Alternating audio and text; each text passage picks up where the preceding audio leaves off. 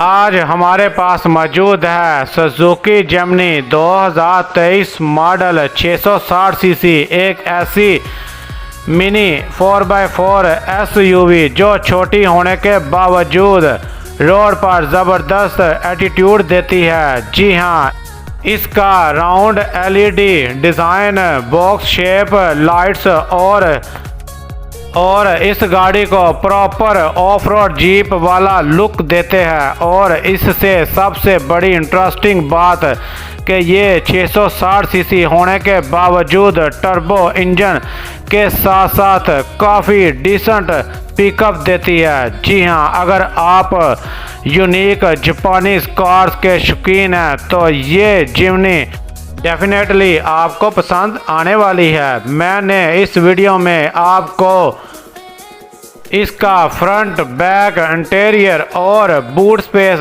सब कुछ दिखाया है। और दोस्तों, पूरी डिटेल रिव्यू वीडियो देखने के लिए लिंक डिस्क्रिप्शन में मौजूद है। अभी जाकर पूरी वीडियो लाजमी देखें और यान राइडर को सब्सक्राइब करना मत भूलिएगा।